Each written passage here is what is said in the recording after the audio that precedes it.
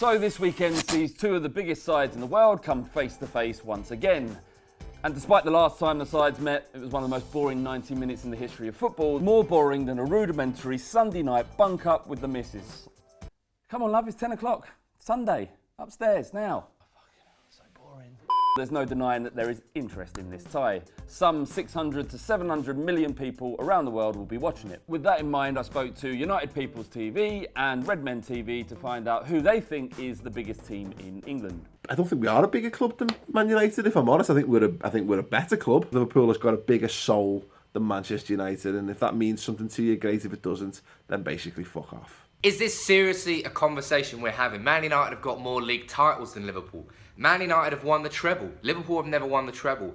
And Liverpool have never fucking won the Premier League. That's nearly 30 years since they have won the English League, and you're trying to say they're the biggest club?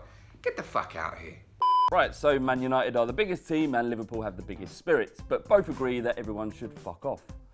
I like the cut of their jib. Weird accent that, Sam's. I wonder why he chose them. Glory, glory, Man United! Oh, yeah, probably was that, Craig, yeah. So it's the biggest game in the world. What do you think the score will be? Let us know in the comments below. My prediction is 2-2 and some injuries, bad ones, hopefully.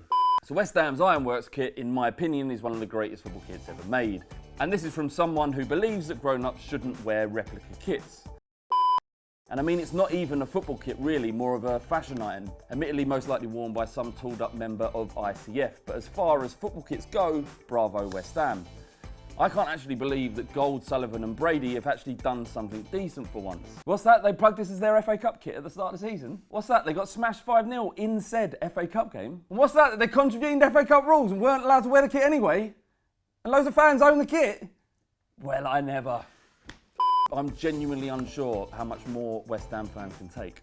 So pay us off. For fuck's sake! He's told West Ham that he wants to leave and is refusing to play. I mean, come on, someone do him a favour. He was happy enough to take the 125k contract in the summer, weren't he? Here comes the money, money, money. What a prick. So Arsenal fans, they're doing it again, aren't they? It's not Wenger out fans, it's Sanchez in banners. It's something about him loving his dogs or something. I don't have any words. If he wants out, have some self-respect. Tell him to get fucked. And if he wants to stay, then have some self-respect. You don't have to do anything. So the Daily Star have put this story on the front cover. Stop looking at her boobs. Stop looking at her boobs. Can you read the headline? But Craig, can you edit the video, please? Boobs! So forget about people who can't pay the bills and will be cold over the weekend. Forget about the thousands of homeless people out there who will be freezing on the streets. Football is the real issue here. So what does this say about the Daily Star? And more importantly, what does this say about us when this is the story that makes us buy newspapers? QPR to win the Premier League. Hello. Was a comment this week. Another comment was Garrett, Liverpool to win the league. I like Garrett. Yeah, he's a good guy. The only Liverpool fan I like. Another person, Biscuits, 86913. Impossible to tell who's going to win the league. Harp says Arsenal. Head says Chelsea. For fuck's sake, it better not be Spurs. So last week on Talking Balls, we spoke about who could win the Premier League. Tottenham. After Spurs Tottenham will beat win the league. Chelsea I've said this and many made the times. league interesting. Jimmy Nodos, Tottenham will win the league. Stop it. Got an erection. You alright? Just looking at it. So anyone can have their opinion on who's going to win the league. Sam, the sports analytics machine, which is a computer devised by University of Salford, it's been able to predict how the league title is actually going to pan out. Yeah, Chelsea are going to win it. Yeah, they don't think Spurs are going to win the league. They think Chelsea are by about 6 or 7 points. But I'd take second because you know where Arsenal are finishing? Says they're finishing 5th. 5th! Eat it! That isn't me. That's not opinion. That's not my bias. That's science. Fucking science. That's facts. Arsenal, 5th place. And what did we say at the start of the season? 6th. 6, and that's more or less 6th, 5th, you know. Yeah, splitting close hairs, enough. really, aren't we? I think it's bollocks, to be honest.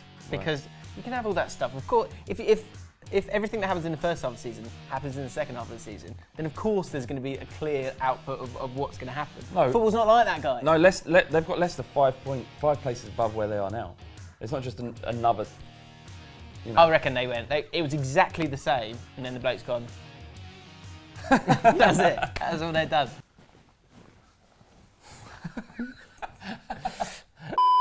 Also on last week's Talking Balls. Gone down now.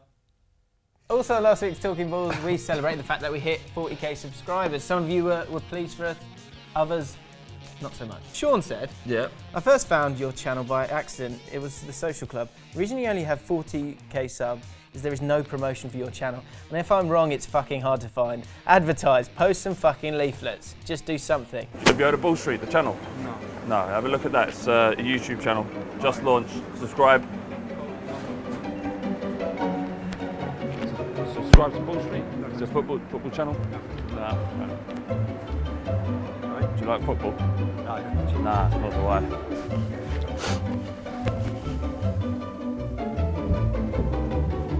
All right. Do you like football? Get your phone out. Get your phone out your pocket now, blood.